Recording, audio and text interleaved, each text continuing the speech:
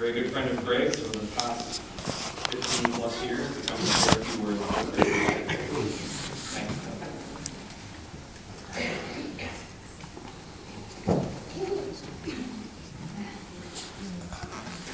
First off, I thank family for allowing me to do the honor.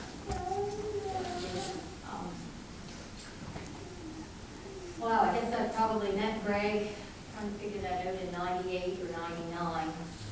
And I guess if I was to describe Greg with one word, that word that I would think of would be compassionate. Greg was always willing to help, always giving somebody a hand up, and whether it was somebody who needed clothing or food or even a place to stay, Greg was there for them. And although I have no idea how many people probably crashed at his place at one point or another, I know there were many over the years that he gave shelter to. And you know, if anybody lacked food, Greg was there. And no matter how little he had, he was the one that was giving to others. His optimism always amazed me. When I first met Greg, he still had a lot of sight. So as I watched that deteriorate over the years, his optimism just astounded me.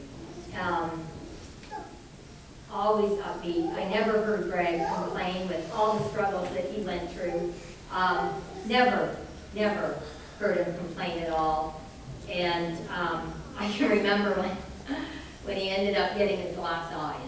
And y'all know Greg had a good sense of humor. When he got his glass eye, and I remember him coming down to the drop-in center, and we were talking, and he couldn't wait until somebody said, "Could you keep your eye on my drink? I'll be right back." And he said, "I know, I'm going to take the eye out and put it down." Now, I don't know if that ever happened, but that is so Greg, right? So Greg.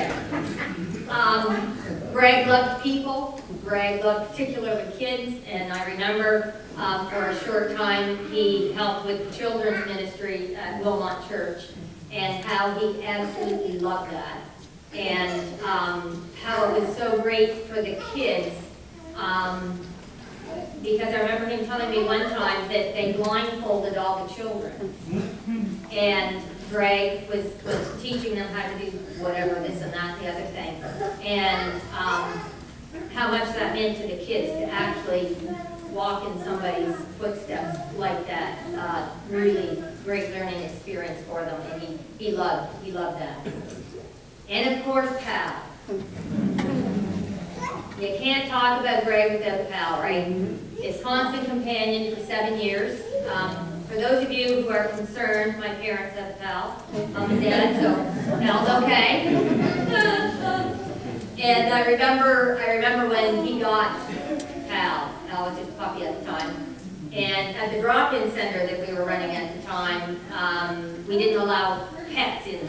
That's a whole other story, but you know, we didn't allow pets. And he came down the stairs with Pal, and Pal was only a few months old at the time. And I remember saying to him, "Greg, you know pets aren't allowed in here." And he said, "Yeah, but he's a guide dog." I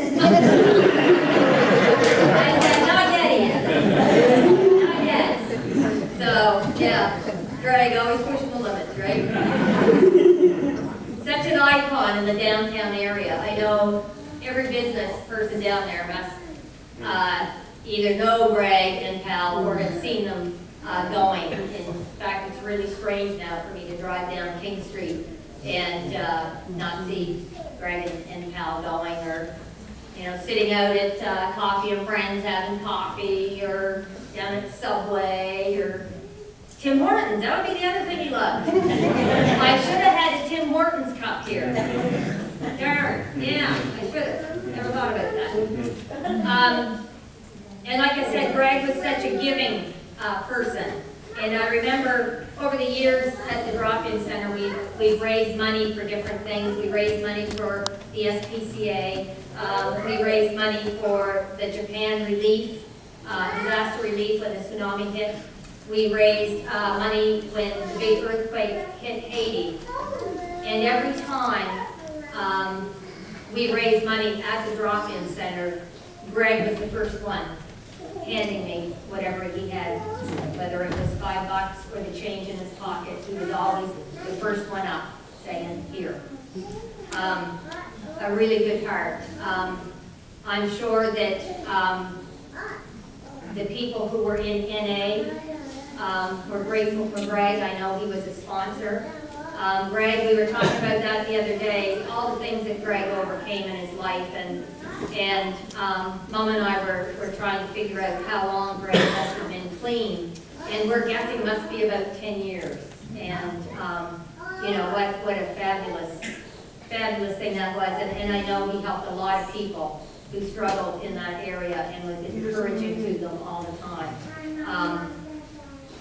Him going to STU, the university, it was like nothing ever seemed to get him down. Going to Cuba, I remember when he went to Cuba with Wilmot Church, and actually, Greg brought me this back from Cuba. Always thinking of others. Always thinking of others. I remember him telling me about, I didn't know Greg at this point, but him telling me about driving the Dickie D ice cream cart. I mean, you remember the Dickie D ice cream cart? You're all old, you know that. I remember Dickie D ice cream.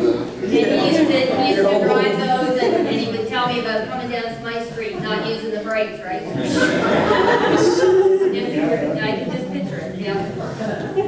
And he would talk about all the canoe trips that he and Pal would take, and I'm like, oh my gosh, what can you really canoe? Nothing fazed him. Skiing. I remember him telling me he went skiing, and I said, you're blind. I can ski. You know? And, you know, he said there was a guy, I can't remember the guy's name now, but would be his guide, and he would ski, I think behind Greg. Yeah. And just tell Greg, right, left. Can you imagine? Yep. Nope, not me, thanks. Greg loved Tragically Hip. You know, Greg loved Tragically Hip, right? And a few years ago, the Rolling Stones played at Moncton, Magnetic Hill, and the Tragically Hip opened for them.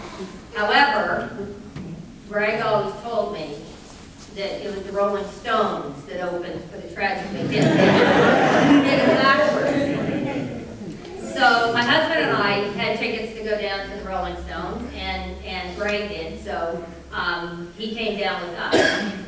So there were like, I don't know, 60 or 80,000 people at this concert. It was unbelievable. So you're parking like miles away, right? And they bus you in. So we park and we get bussed in, and we had the VIP ticket, so we were like completely separate from where Greg was. We were over on the side, and Greg was in this humongous crowd. And so I said, well, Greg, how are we going to find you at the end of this? Like there's 6,000 people here or whatever. He said, oh, I'll stand by this post, because there was a great big light post there that we were standing. He said, I'll make it to this post. And I said, oh, okay. So concert's on, and great concert and everything. And then we go to leave, and it's like mayhem. There's people everywhere, and I can't even remember the post. And I'm saying, holy cow, so we're never going to find him. Here's Greg. And then I looked and I said, there he is. He stands over by the post with his white cane.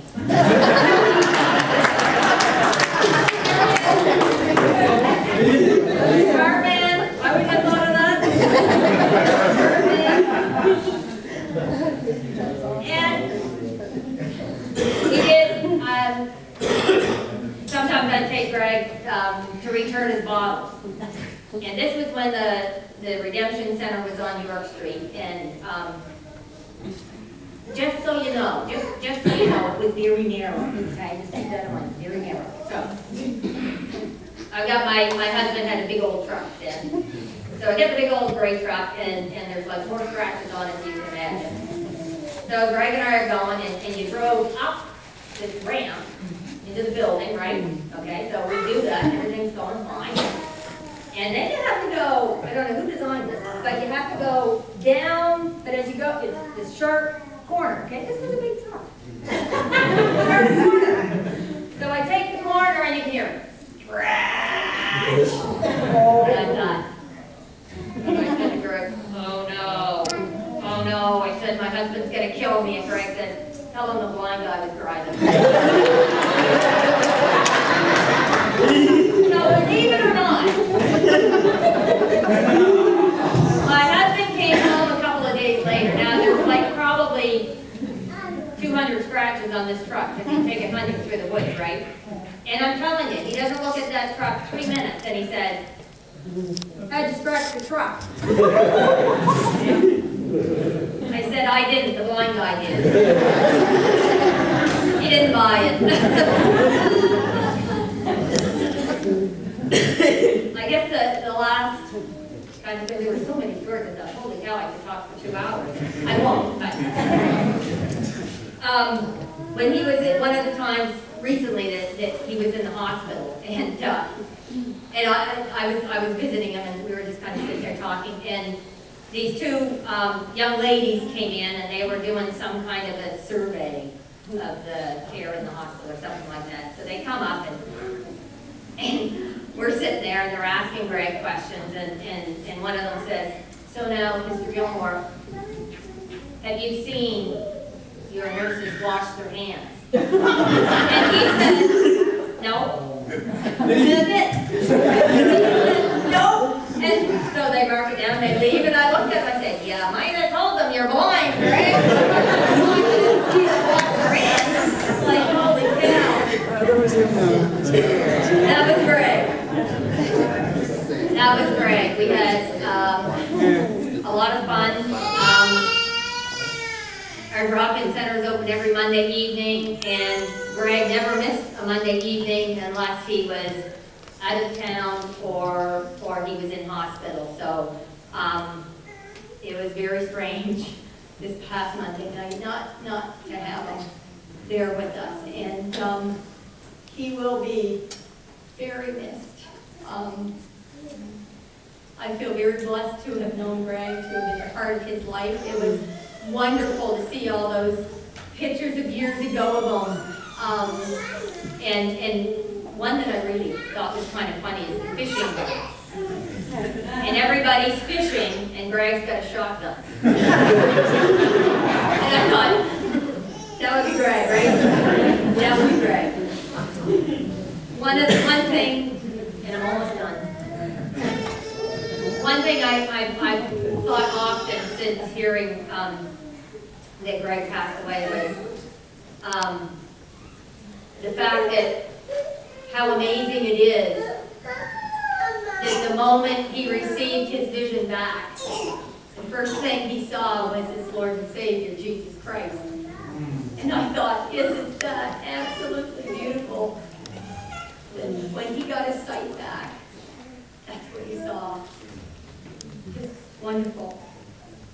I'm just going to close with this.